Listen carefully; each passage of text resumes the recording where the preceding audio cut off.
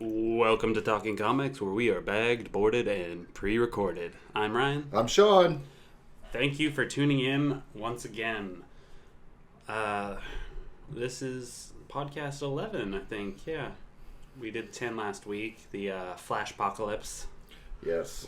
This is 1-1, 11sies. Yeah, I feel like it's gonna be a little bit tougher for us to get some episodes out this summer because one, it's gonna be hot. And we're not going to want to record really long episodes when it's, 100 degrees out. There's no AC in my office. And, all of our TV shows have done their season finales. All we got for the summer is, Preacher. And that's only on episode 2. So we got the... that's good that we have that. September's still not summer, right? No. They don't consider that summer? Nah. Oh. So, I got some comic books to talk about today that I read this last week. Sweet. Before we get started, quick reminder for all of the, listeners from down at the Nerd Nest. June 25th, the Nerd Nest Summer Bash. It is a autism charity event. Yeah. Yeah. So save the date. Come on down. We might even be doing a thing of some kind that's related to the podcast. We're going to be there. Yeah. We're going to open early all day into the evening. Yeah. Be fun. Yeah, it'll be really cool. So, yeah, come on down. Check it out. Get some comics. Get some decals. Talking Comics decals. Flash. Punisher. We got all that stuff. Still got some Funko Pops. I haven't bought them all yet. I think I've bought 2 already, and you've only had them for like a week. Yeah. I have a full-blown addiction to those bad boys. Alrighty, so I think I'm going to kick us off with some Amazing Spider-Man, the Amazing Spider-Man Civil War comic. One of 4 different Spider-Man Civil War related comics. I'm and most of you probably know at this point. I like me some Spider-Man. I liked him. I liked Tobey Maguire Spider-Man. I like Garfield Spider-Man. Whoa, Garfield Spider-Man. I hate Mondays. Whee! I'm not going to fight crime today. I'm just going to sit over eating lasagna. Man. I like the old... you ever catch the old Spider-Man cartoon? Oh, yeah. Where they literally just cut stills out of the comic and put it in there? Yeah, I've seen those. Yeah, that's what I watched. And that 90s one? That's my favorite. Yeah, the 90s one was... I loved all of those 90s cartoons. The X-Men, Spider-Man, Batman. Yeah. Never really got into the Superman one, but that was That's Bruce Timm too. That was good. That was early 90s, I think. It came after Batman. It did? Yeah. And then I never got that into that one, but I'm not that big of a Superman fan. Batman Beyond. That one was my favorite. Yeah. This one was later 90s, early 2000s, but Static Shock. Oh, yeah. That was in the same kind of universe. I liked that show. Yeah. So how'd the Civil War treat you? It was awesome. I really liked it. Unmasked? I powered through it, in a night. Yeah. It starts out with... it kind of gives you a little bit more info on why the superhuman registration act gets started, and which was really cool because I haven't read the actual Civil War comic, and it gave me the info I wanted to know. But it was I think it was Cambridge, some kind of college. There was a big superhuman battle, and it killed tons and tons of people. So pretty much the same as the movie, but that's different.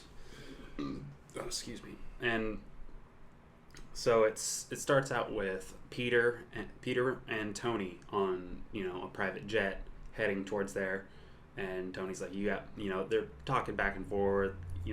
Peter is the kind of the apprentice / friend / son to Tony, and you really see the the bond between them. Yeah, like they're really, really close, and it shows them going to this place, and they show up. They're both suited up at this point when they get there, and Peter's like, we gotta go through the wreckage and see if we can find anybody, and Iron Man says no, they've already pulled as many people out as they can.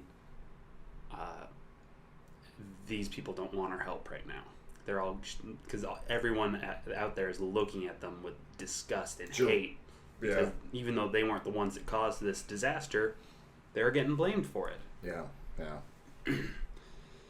So this is kind of how the Superhuman Registration Act gets started, is because of this.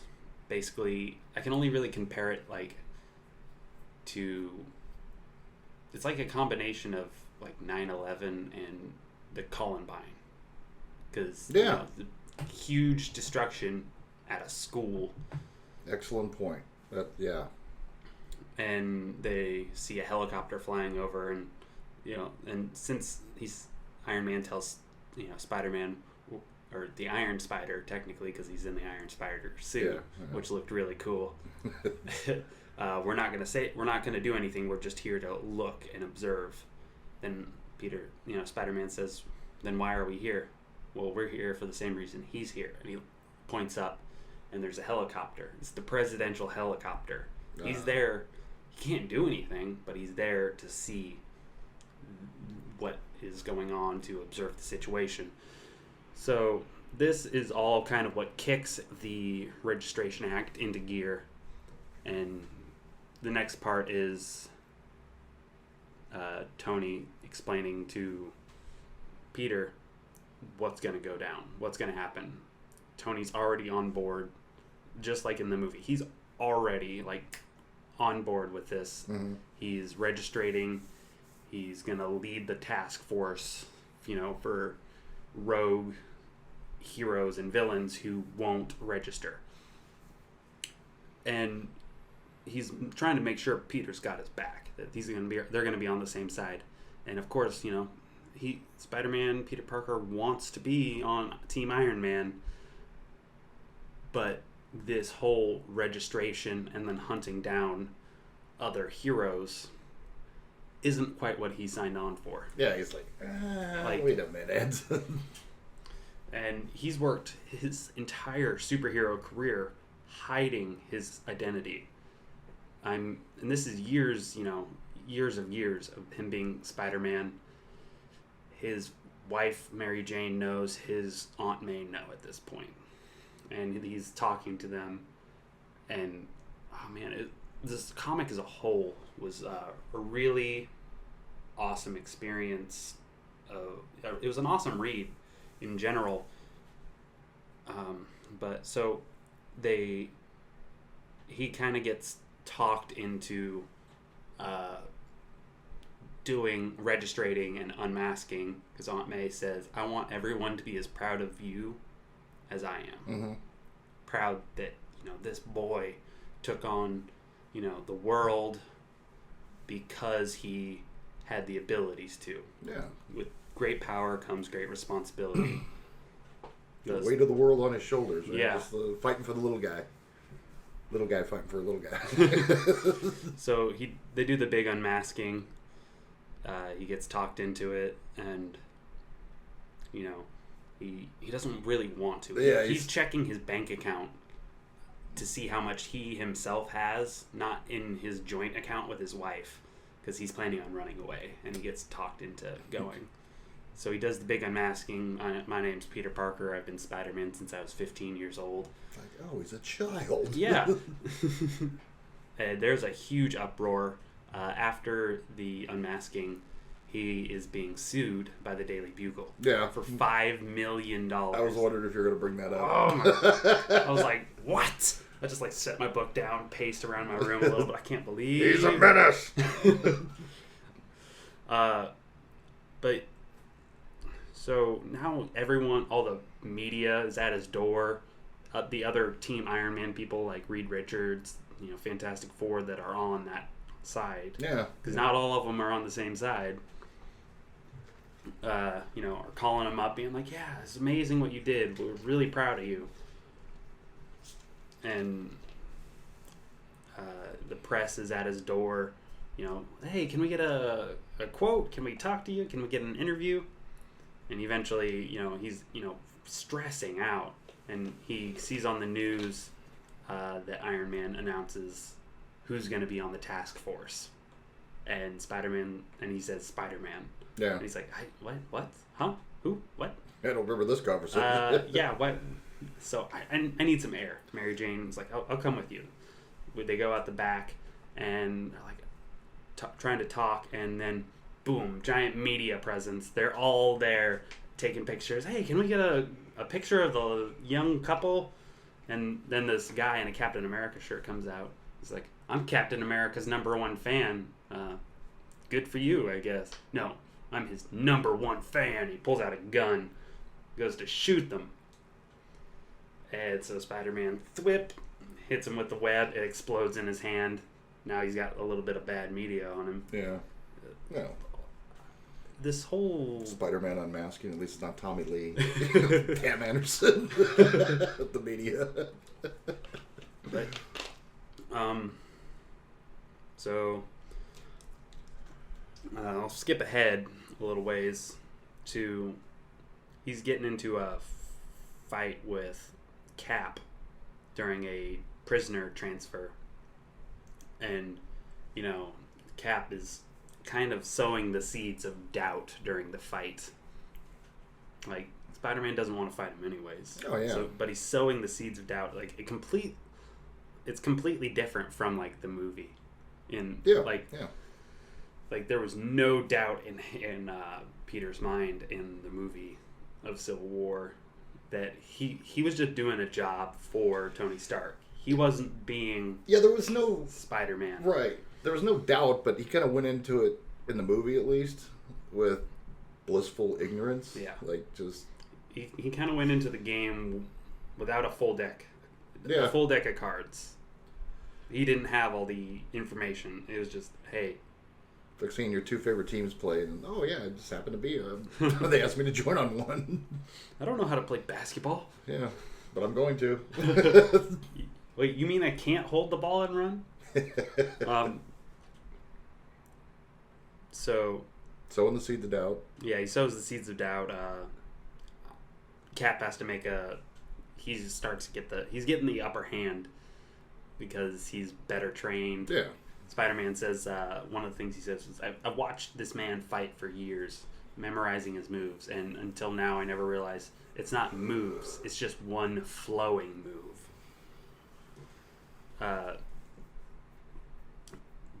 So Cap retreats, he leaves his shield, and some kids are trying to steal it, and Spider-Man scares them off. So he, webs it up into as like a message saying, Spider-Man basically saying, I still believe in you as a symbol of justice and the American way, essentially. Mm-hmm. Which was really, really cool. So after a little while, Spider-Man's doubt in Team Iron Man is getting bigger and bigger. He asks to see where the prisoners, the anti-registration captives are being held, and they're being held in the negative zone, I think is what it was called. Yeah, the negative. Oh, what was that? And I had to do a little bit of research on it because I wasn't really that familiar. Basically, a dimension outside of our reality. Like the it's a Inhuman thing, if I'm not mistaken. I think that's it sounds right. Like it's the equivalent to DC, Superman with the Phantom Zone. Yeah. And the projector and all that. Yeah. Mm-hmm. and they're under these disturbing conditions where they're, basically they're locked in these tiny rooms that completely negate their powers. The rooms are nice. They give them like nice beds and, all the amenities that you need to survive. But then there's, certain people who are really, let's say, aggressive and can't just be put into a room.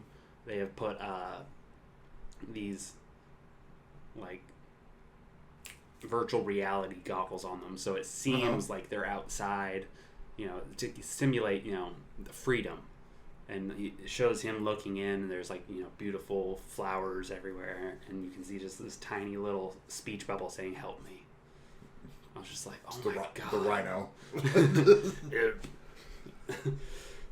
And this is what really kind of pushes Spider-Man off the team. They leave, and he starts talking to Reed Richards, and Reed tells him about the story of his uncle who, during, like the Cold War, when they're like trying to find out who's a communist and whatnot, he gets put up onto the stands, on trial, and he tells them to go to hell. And as Peter's about to leave, he turns to Reed and he's like, I would have really liked your uncle, but you loved him and you let that happen. Just destroys him. You like. Would it be a dick? The way that the art style in this was really good, because the way that they sketched him out, like, it really portrayed like he just emotionally got kicked in the nuts. Yeah. I'm gonna go off a little farther now. Spider-Man's he's on the run now, and he's tired of just running, so he puts on the old costume, and he's decided he's going on Team Cap. He contacts him and says, they have the heart-to-heart, man-to-man talk, and I wish I had written down the quote that Cap said, but the stand tall like a tree with the roots. Yeah. Quote thing? Yeah. Basically, no matter what, basically, Spider-Man asks, like, what does, like, country mean to you, or something like that? Like, you are the country. What is this all to you? And gives him this Mark Twain quote that he read when he was a little kid, basically saying, stand tall, don't back down, stick to your guns, believe in your beliefs. Yeah. And that was really beautiful scene, which got, kind of ruined by Peter being like, can I carry your books to school? Seriously, you want my lunch money?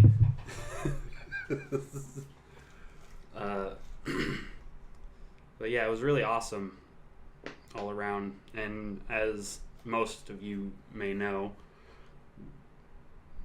Cap dies at the end. Spoilers. Peter makes it out. He goes back to the motel room where he's staying with the family, and the Kingpin has hired a sniper to take him out. Yeah. Spider-Man dodges. Him and Mary Jane hit the deck, but a bullet hits Aunt May, and that's how the book ends. I'm like, no, you tell me what happens next. You tell me. Yeah, I give that seriously like 8 out of 10 for this book. Yeah. Yeah, it is. The only reason I doesn't get a 10 out of 10 is because, well, it ended. They left me with Aunt May. Yeah, it left me with Aunt May, just dying. So yeah, it was really good. I'm definitely gonna have to get the other. I have to get the main Civil War story and the other Civil War stories involving the other Spider-Man stories amongst like Wolverine, Punisher, Fantastic Four. Oh yeah. Everyone's got their own. Mm-hmm. So what do you got? Here's another dropping a little science on I got a few things actually. You ever heard of Mouse? Mouse? Not ringing any bells. Maus. Maus? No. It's awesome story. A little dark, like very dark, a lot of dark. Done by Art Spiegelman. Art Spiegelman? Yeah, he's an. There's a story that goes with this. He wrote this book, and basically what it was him interviewing his father. Yeah. And telling his life story. He's a Holocaust survivor. Mm-hmm. And he portrays it as the mice are the Jews and the Polish, and the cats are the Nazis. You know, that sounds really familiar to me. Yeah, I'm sure you've seen the artwork. And he goes on, I mean, because like his dad, like I said, his mom and dad are Holocaust survivors, moved, gave birth to him. His mom, at one point, she ends up committing suicide. Mm-hmm. And that really messed him up. Yeah. Sent to boarding school. And this is all told, like you reading this, through, like I said, the mouse. And Hitler cats, pretty much. And it's the one that pretty much spawned the term, because they didn't know what to call it when he released this. Mm-hmm. And it predates up until the point he was friends with Steven Spielberg, who did American Tail. Yeah. Which is a very, very watered down version of Mouse. Yeah, that's what American Tail. Yeah, that's the Spielberg one. But it coined the phrase. They didn't know what to categorize it, so that's coined the phrase graphic novel. Oh, really? That's the first graphic novel. Won a Pulitzer Prize. That's impressive. They won a Pulitzer Prize for this book in '92. I think I might need to get my hands on that. It sounds like a really intense read. It's not looked at as just a regular comic book. It is deep. It is harsh. Yeah. It is. You know, you're gonna kind of buckle down and prepare to read this. Maybe get a box of tissues. At times, you get angry. At times, you're crying. Yeah, Art Spiegelman, ready for this too? His other bit of work. Did the art for Garbage Pail Kids. How do you go from a mouse to Garbage Pail Kids? All right. This mouse is a poor Holocaust surviving Jew. Yeah. And this guy is some kid puking on himself. Yeah. Lava Larry. But yeah, man, definitely Mouse is highly recommended by everybody. Yeah, sounds really good. Ugh. Yeah, I remember American Tail. I watched that when I was a kid. It was a good movie. Did you watch? Remember we were talking about Flash movie? Yes. Director taking a walk. Mm-hmm. They got a new one. Oh yeah. Rick, bear with me. Famuyiwa, if I'm saying that right. If I'm not, I apologize. Yeah, he's on board. Right on. What you have anything that he's worked on before? Yeah, he's got fairly new. He's done a movie called The Wood in '99, Brown Sugar in 2002, Talk to Me 2007, and most recently Dope. That was last year. I've seen none of those. I'm not familiar with any of those. Yeah, I think I saw Dope on Netflix, and I was like, I don't want to watch this. Yeah, man, but it's good. I hope he does well. Yeah, I hope he. Wish him the best. Yeah, as long as he doesn't take the movie too seriously, it should be. Yeah. Because that's the problem with DC movies right now, is that they're taking themselves a little too seriously. Especially if you're doing a title like The Flash, who's kind of like the Spider-Man of Justice League. Well, I've stated my opinion. Give it to Berlanti. Yeah, that'd be amazing. I would love to see Berlanti take over. I know, right? What else you got today? Well, not in the Berlanti. That's what I was asking you earlier. Is September still considered summer? Because September 20th, Luke Cage. Oh. Yes, Netflix. Speaking of Netflix. I'm looking forward to that. And they cast the dude as Diamondback. Oh, they did. The villain. His ex best friend who went to jail for him or something like that. No, they both went to jail. They were both. Yeah, they grew up together. were in a gang together. Went to jail, this, that, and everything else, and he went the other. They just split. Yeah, one stayed with a life of crime, and one tried to become an honest Joe. Yeah, Diamondback, pretty cool character, man. He's the knifesman, a bladesman. Oh, yeah, that's pretty specialty cool. blades. Stuff that like a pulse, like some Green Arrow arrows. Yeah, exactly. Yeah, but with knives. Right on. So yeah, I'm way looking forward to that. Yeah, that'll be pretty cool. There's a lot of Marvel characters getting their own Netflix series right now. Could be another one. Guess who just got the properties back? Oh, who? Marvel got Submariner. Oh, nice. Namor. Right on. Oh, now the almost as cool as Aquaman. There's a problem when you're not as cool as Aquaman. You're not a Namor guy? Not really. He was never in the limelight of my childhood. I didn't find out about Namor's existence until like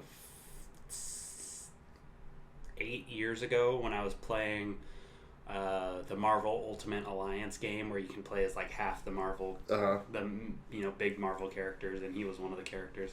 He's one of the first ones, right? Yeah, he's like one of the first Marvel characters. But do you know his story?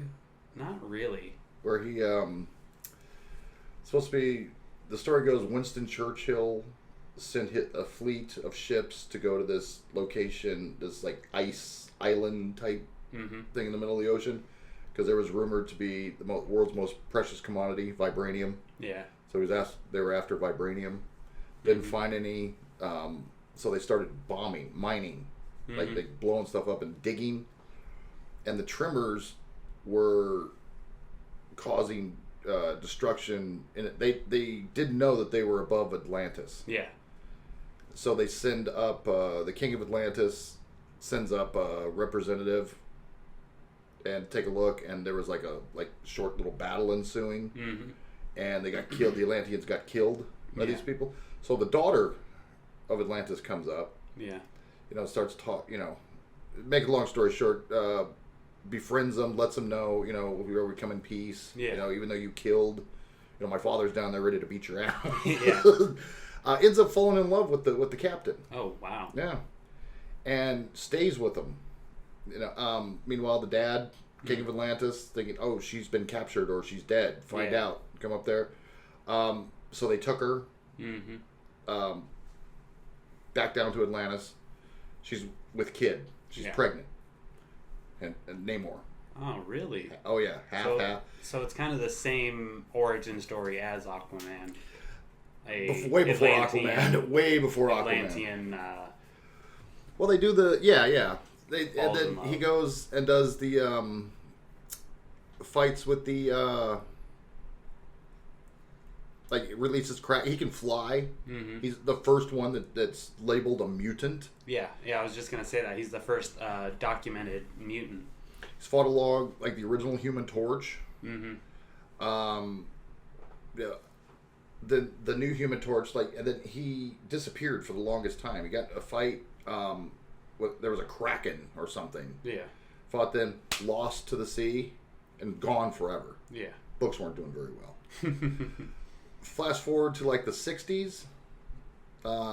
Fantastic Four, Johnny Storm helps out this homeless guy. Yeah. Cleans them all up, shaves them. It's Namor. Wow. With amnesia, dumps him in the water, and then his memory comes back to him, and he heals. Wow. And he's for some reason, everything just comes flooding back to him, and he has this vendetta. He's the first anti-hero. Yeah. Because he's got this super blind rage where he fights. He's going over there and he just wants to destroy Nazis. Yeah. But there's no more Nazis. He goes over there and he's fighting, but there's some German activity. Germans are invade this offshoot Germans, Hydra. Yeah. They're invading this cult who is worshiping this deity in ice. And he goes over there and just destroys it, fights them, starts destroying the cult too. I mean, just going on. grabs the deity, throws it in the ocean. Yeah. It's Captain America. He freed Captain America. Wow, that's crazy. Oh, he fights along before Avengers, before Defenders. There was the Invaders with the Human Torch, Submariner, Cap, Bucky. Yeah. He recruits the Hulk, who the Rage. He shares the Rage with him. Yeah. Feeds off there, and they're fighting to the point where he starts fighting like Fantastic. He turns on the Fantastic Four, and then Hulk turns back to Bruce Banner, and he's like, puny human. So that Banner doesn't want anything to do with the Submariner. Yeah. Just a nut. Crazy. Yeah. So yeah, I would think the earliest we might see him on the screen, probably maybe Infinity Wars, possibly. Probably. Yeah. That'll be interesting. Yeah. See, I love Submariner. I think he's badass. Yeah, I've just never been that familiar with him. He's never been, in the limelight, really. He's like, what's his name? I'd put him up there with like, even if he saves you, he's hero, not hero, but like a Guy Gardner, where he just he'll save you, scolds and then you, punch you in the face. Yeah, Submariner would do that. Then maybe I'm tired of you, to kill you. Quit whining. Yeah. Yeah, I've heard rumors of like a Ghost Rider. The Punisher's getting his own series. It's all speculation at this point, Punisher definitely, yeah. Yeah, but I've heard like Ghost Rider, and most importantly for me, Moon Knight might get his own, which would be really awesome. Yeah, Blade. It's pretty much Netflix is home to the Marvel Knights. Yeah. Which, yeah. Blade would be really cool. Yeah, Blade's awesome. When was the last time they did anything with Blade? It's been years. The movie, right? I think they even had a short series, like, they didn't even make it a season. Oh, that's right, yeah. There was a TV series or something like that? Yeah. Didn't make it very long, though. But then again, it was during the earlier 2000s, like... It predates the X-Men. Yeah. And I love the Blade. So, that should be cool. But I am looking forward to anything involving Moon Knight, because he's one of my favorite characters. Oh, yeah? And I recently read the Moon Knight Volume 1, From the Dead. So this is after, like, a while back I was telling you about him having some really bad personality issues where he thinks he's other people. A little bit. Well, he's gotten some help from some psychologist lady who's a specialist in the superhuman psyche or whatever. Mm-hmm. And so he's back in New York now. He's moved back, to New York,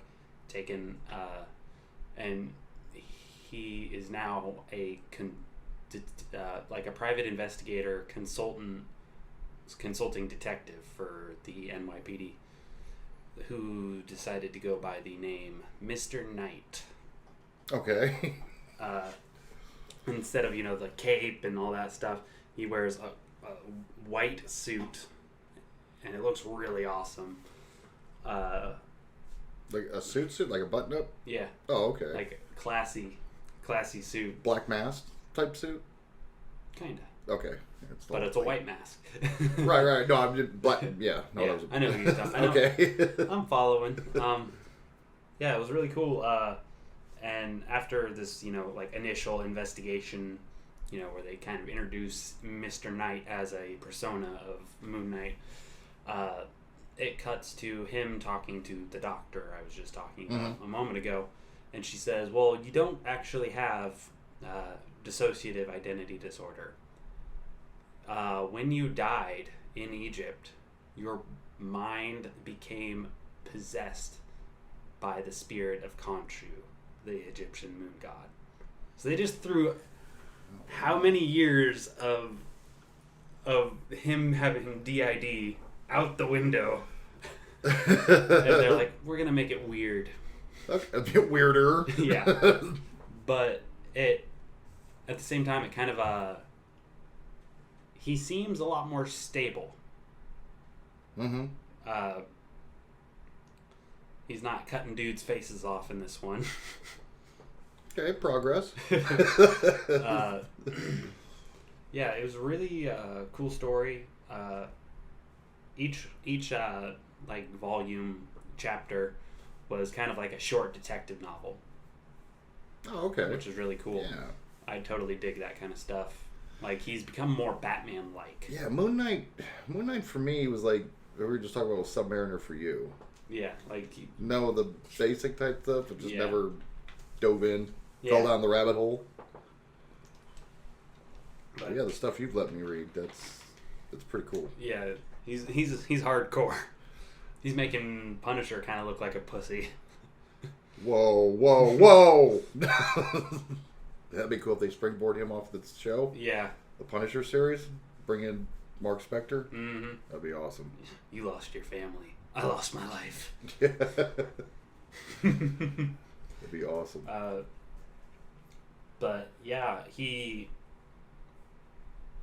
still has his he still dresses up as Moon Knight.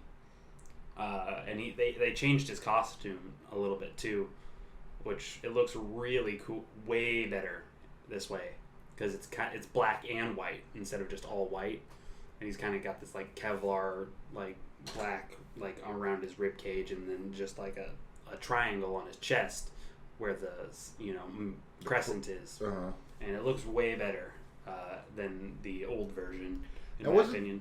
Wasn't there a reason? I mean, he purposely wore all white so it'd stick out. That's part of his thing. Is I'm gonna jump ahead and then jump back real quick. At the very end, towards the very end, he's saying, "Let all your guys know if you see me when you see me coming, run." Yeah. He wants them to see him coming. It's kind of like Rorschach's mask from The Watchmen. They see in the mask, when they're looking at it, they see what terrifies them the most, and that's what makes him like basically unshootable and whatnot. That's awesome. Yeah, like he's fighting this one guy when he's in his Moon Knight costume, and the guy's like, "Why can't I hit you?" Because the guy's been shooting at him a whole bunch. Like, why can't I hit him?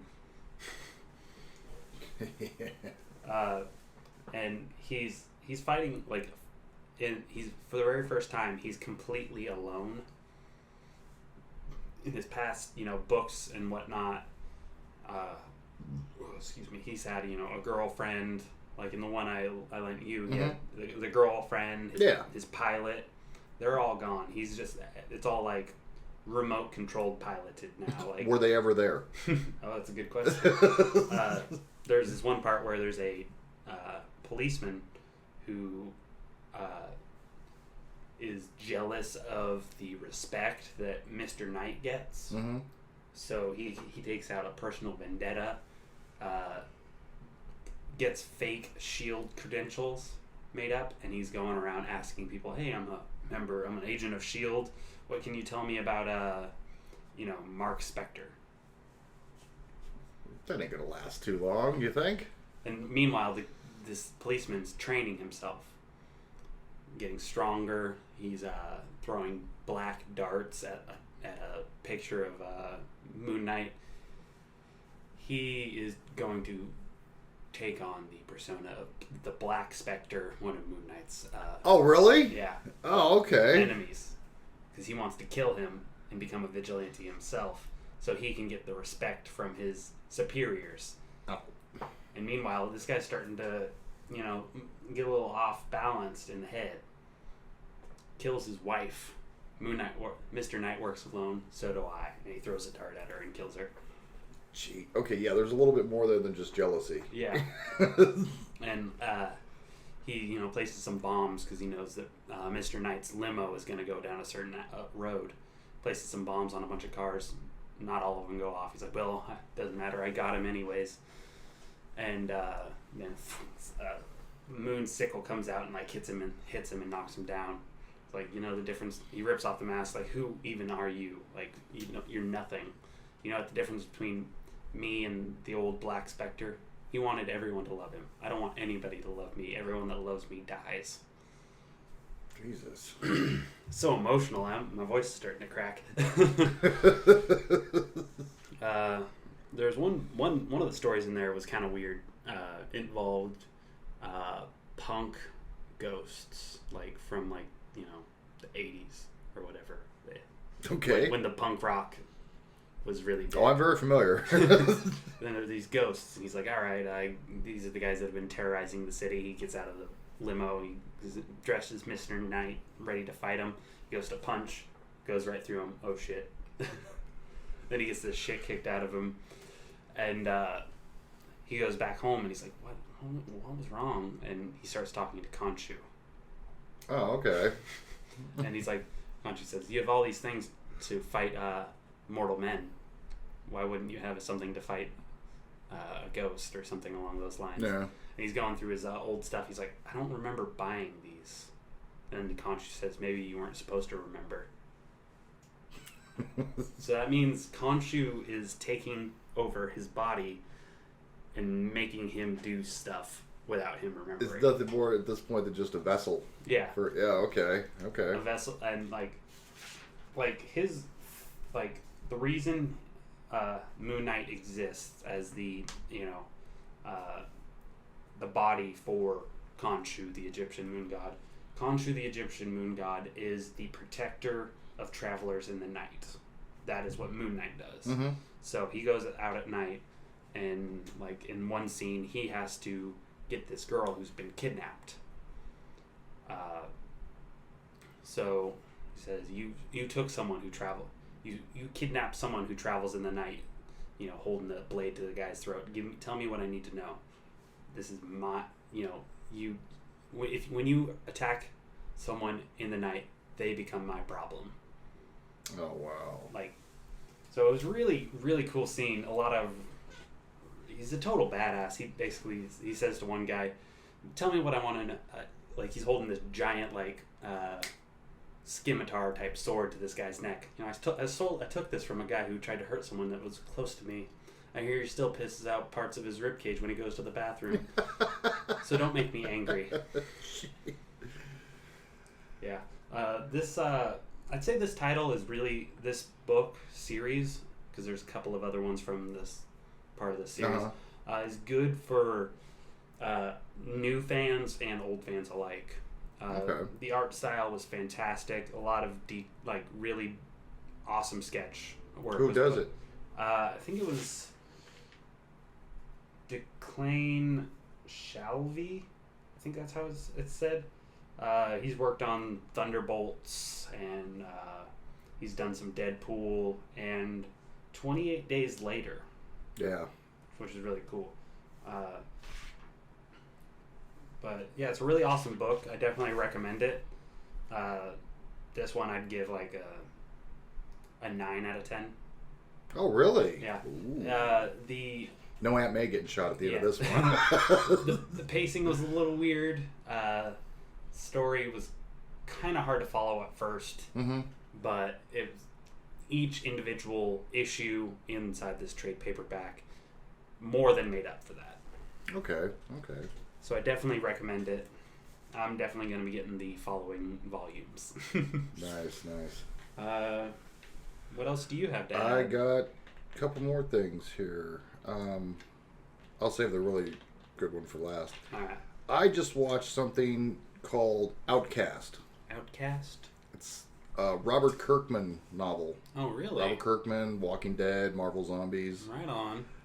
It's Cinemax just picked this up. Shows, but the book follows this guy who has been struggling since he was a little kid with demonic possession. Oh, so it's kind of like not Constantine? Not him, his mom. Oh. And it's set in a small town. He's gone. He was the boy of lore around the small town. His mom was sick. Mm-hmm. But there's more divulging in the story with what really happened. Yeah. Then he grows up and marries, has a daughter. Walks in. His wife is choking the daughter. Oh my God. Assaulting. Wow. Throws her, and then her body starts contorting. So it's this demon that has been following him through his loved ones, possessing them. What? And now there's this little boy that he's come back after the incident with his wife, and he's just like a recluse, come back to the town, and there's this little boy who's possessed. Mm-hmm. And it is badass. That's crazy. Yeah. First, it comes on Fridays on Cinemax, but the books are definitely worth a look. Yeah, I might have to check one of those out. That sounds cool. It's Robert Kirkman veering off, we're doing some demonic possession. But see, the thing is, though, without spoiling anything, there's one panel in there where the mom would always, like, smell him like she was possessed by this demon. Yeah. And throw him in the pantry closet and lock him in there. Yeah. And then she'd open up just randomly and just start choking him, just like the wife did his daughter. Yeah. And when he was a boy, he was crying, and his tears ran on her and burned her hand. Oh, really? So, yeah, there's more to him than that. I'm definitely gonna have to get one of those and give it a read. Yeah. You know what else you want to give a read to? Paul Dini. Paul Dini? Name sound familiar? Sort of. With Bruce Timm. Yeah. Created co-creators of Harley Quinn. Mm-hmm. Okay. Picture, if you will, this leads to a book. This is real life. Paul Dini, hot off the success of Mad Love. Mm-hmm. Him and Bruce Timm, the animated series in the 90s. Yeah. Batman. Going well. Walking down the street with his wife. Mm-hmm. And she, if I remember the story, how the story goes, he hailed her a cab. And she was off to, I think she's like a production designer or media consultant or something like that, but she had to go. Yeah. So he's walking not far, nice neighborhood, Beverly Hills, what have you. 4 guys walking by, don't think nothing of it. They're making fun of him. He's kind of an overweight guy. They're picking on everything. Turns around, next thing you know, beat the fuck out of him. Just start assaulting him. Wow. Got him on the ground, kicking him, taking the thing to the point where he told me, or didn't tell me, but I was reading the interview. One of the guys pulled out a gun. Mm-hmm. His side of his face was just caved in. His ribs, the usual 4 guys beating on you. You're going to feel it. Yeah. Put the gun in his face. I'll close your eyes because this is going to be it. And he's like, I guess that's it. And he closed his eyes. Nothing. And they were gone when he opened his eyes. Wow. And he just kind of laid there. Finally, that inner voice, get up. Get up. Went home. Finally made it back home. Didn't want to do anything except drink. Yeah. He's just don't want to be around people. Don't want to go to the hospital or anything. He's had a hard day. Yeah, that was, and this is, like I said, one of Harley Quinn's dads. Yeah. But those guys don't mean nothing. Finally, he called his sister, and without she had told him, I will have my husband come over, or boyfriend come over, and take you to the hospital. Mm-hmm. And he just thought, no, that seems awkward. I don't even know this guy. Yeah. Type thing. He finally went, so he called the police, made his report, and they're saying the same thing. You need to go to the doctors. Mm-hmm. He's like, I don't want to go to the doctors. And, state your name. It's like, there's really nothing you can do. Yeah. But the cops are, like, doing that. So he gives his report, states his name, and tell him, I name, this is my place of residence, occupation. And one of the cops goes, oh, you're him? Yeah. So, well, where was Batman for you this time? Trying to make a joke, I guess. I don't know, lighten the mood or whatever.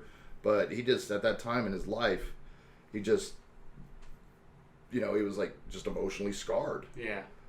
And weeks go by, months into months, and finally, it's just one of those survivor tales, Yeah. I talk about that. It really messes you up. And then finally, I'm just going to get off my ass. I can't be doing this anymore. Mm-hmm. And just go.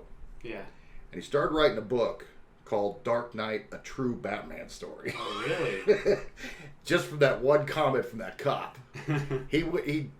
There is self-therapy, went back, wrote the story, and where the fuck was Batman? And he inserts Batman into these things. He sees something like little snippets in the newspaper when he was, reclusing in his house and everything. Little snippets of that, altered it obviously, but put Batman in it. Yeah. And, of course, and then his story about him getting mugged. Mm-hmm. Oh, that's a book I highly recommend. That's crazy. I mean, because it makes sense. I mean, if we did live in a world where we had, you know, like Batmans and... Yeah. They're not going to be able to save everyone. Exactly. And, yeah, it's Dark Knight. That's N-I-G... There's no K. Like the usual. So it's a dark It's night. a Dark Knight. Yeah. A true Batman story by Paul Dini.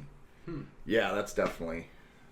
That sounds pretty interesting. I might check that out sometime. Yeah, turn tragedy into art. Yeah, as they tend to do. Mm-hmm. Yeah, so I think that's all I got. So, what? Tell me, what's going on? I'm not feeling the energy today. Oh, I'm just tired. Old man, we got a birthday boy here. He's feeling his age. Yeah, 23 years are starting to catch up on me. Man, I tell you, I can't wait till I hit 23. Oh wait, that 20. I hit 23 and it hit back a couple times. As of the day as of the night I'll be uploading this podcast. Will be my birthday, June 8th. Happy birthday, Ryan! Everybody, join me. It's very much appreciated. I'm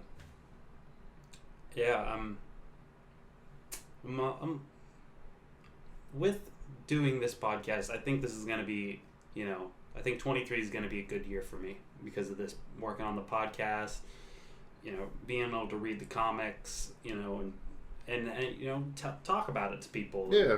Have people actually want to listen to my BS about comic books. Well, I was good at, let me take a moment to tell you, first of all, thank you for having me as a part of it. Yeah.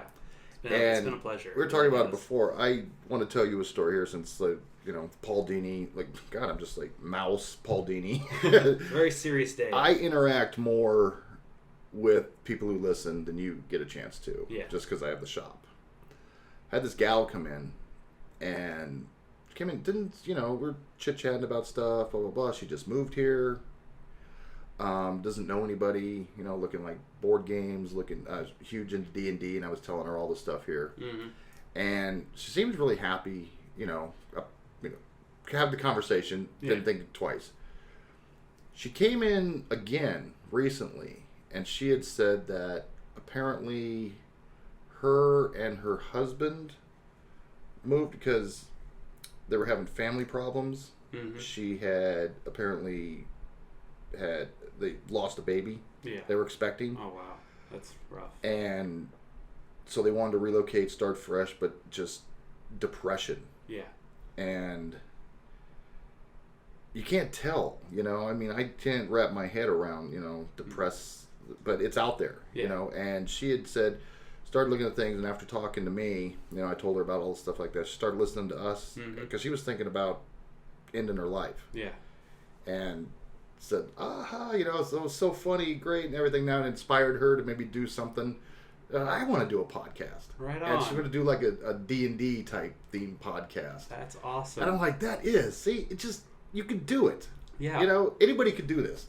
You're listening to stuff. Get with your friends. You always have the conversations with your buddies. Like, record this because you're not going to be around forever. Yeah. And you can go back, listen. Something happens. Forbid. Go back. You have those memories on file. Yeah.